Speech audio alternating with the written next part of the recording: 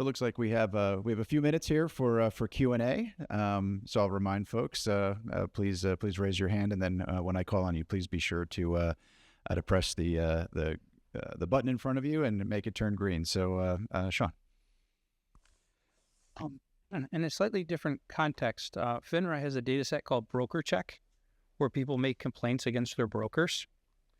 One interesting aspect about it is you can have brokers who engage potentially in misconduct, but the customers don't report a complaint until there's volatility in the financial markets and their portfolio goes down. And it's at that point that they look at their portfolio, trying to understand what's going on, and then make an allegation. Example of that, you're looking at the interest rates are fairly low, I think, for a couple of these papers. So it's a little bit harder for me to think in your context, but I might think about when the Fed raised interest rates, customers who had ARMs, they'll be much more sensitive to any sort of what they perceive as misconduct by banks when the interest rate spikes, because they're going to look at the financial shock to themselves and be trying to understand for reasons and be more sensitive to things. But I would, in sort of the context, think about when the customers might face a negative shock, because they might ignore any sort of misconduct until they have a kind of personal experience. I guess I can start. Thank you for this question. So we specifically stop our sample before interest rates increase. We stop in 2021 because it is a very different environment. And as I showed in the graph, there's a big increase in complaints. What I didn't get a chance to talk through is sort of what are some of these big complaints. A lot of them are about fraudulent activities, particularly having fraudulent access to an account, having someone open a credit card. And so that's why a lot of topics are also focused on that, because we find there are a lot of complaints that are very specific to some sort of fraud against customers. And in more recent years, there's also there are complaints about cybersecurity in terms of cyber attacks that happened at credit bureaus, but also that affected banks. And so this is where we see a lot of complaints in that period. But pulling Volt Tech in, if we were to extend the period, that would definitely be my concern, that the environment will be different and that will affect how consumers complain. Troy. Yes, Kathy. You highlight that media coverage is kind of a key feature of implications. Do you have a sense of what drives media coverage across the different enforcement? Is it more salacious ones get covered in the media more? And then kind of following on to that is you could probably exploit things like the Olympics or hurricanes or the World Series as an instrument. Eisenstein and co-author did it back in 2006. During the Olympics, there's less space for potential media coverage of anything. So that could be exogenous variation in media coverage. But the first question is probably more interesting. Yeah, thank you. Thanks for that question. I think that totally makes sense. And in our paper, we have a propensity test to test what type of enforcement actions are more likely to be covered by media.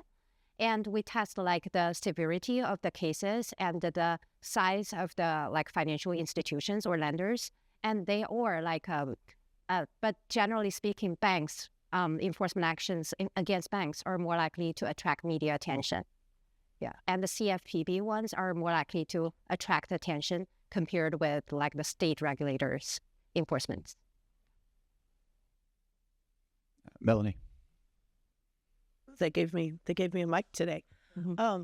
Orv, I have a question for you. The new CRA rules have come out, and I think the desire was for them to provide a lot more options, maybe ways to get credit.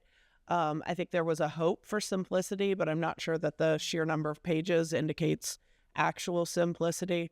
If you were talking to regulators and people who were trying to come up with a way to simplify CRA, what would be kind of your top line item, for making CRA both easier, more effective? I mean, I'm the commissioner in Montana. I feel like my banks would pay any amount of money to someone to just do CRA for them, right? How do you achieve it?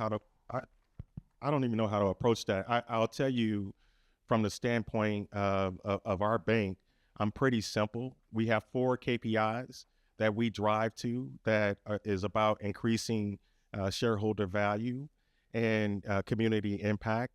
And we just keep it very simple. I think when you read the modernization Act, there is really a call for, in all of the discussions leading up to where we are now, there's a call for more clarity around what qualifies under CRA. But I would just have simple metrics. These are the 4 things that we're trying to do. The law was established to ensure that we're not discriminating against certain parts of the community, and that we're ensuring that there is fair and reasonable access to credit. I mean, let's just get back to the basics. Either you're issuing credit to these communities or you're not. And I think the thing that is interesting to me coming into banking, I've only been in banking for 6 years, is just this idea that just because you have a branch in a location means that they are solving the credit needs of that community. As I've often said, it's the highest reputation management that we have. So I think it's just got to be simple, and it's got to be strategic. Banks, when you think about serving certain markets, there is higher risk in serving certain markets, and we've got to take that into account, and we've got to make sure that the incentives are in place so that banks are safe and sound. That whole safe and sound and issuing credit it's a challenging sort of thing to continue to navigate year in and year out. But I would just get down to 4 metrics and hold everybody accountable to 4 metrics. And it's just, what are the numbers saying, period. Thank you.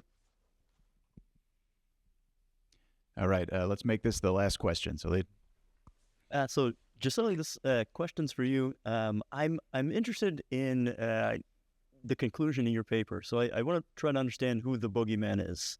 Is it the CRA that's doing a bad job, or is it shadow banks that are coming in, and then given the incentive structure in the CRA, the shadow banks are the reason that credit access is getting worse? Because I think it really matters whether we're going to argue that the CRA is a net cost or whether the shadow banks have a cost to them.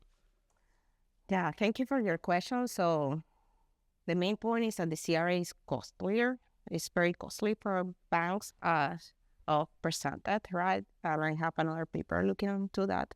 So it's already costlier, very costly. Shadow banks are coming, are making the environment more competitive in some markets, right?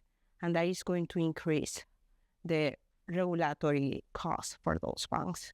And that is triggering, and importantly, even if shadow banks are serving one of the markets that we care about, which is the residential market, there is another market that relies a lot on branches, and that is unintended thing. So for me, it's hard to separate like whether it's just the CRA or just the shadow, like the non-banks. Is that the CRA is already costly for banks, and this increase in market share is making given. Well, with that, if you'll join me in thanking our panelists from Research Session 3.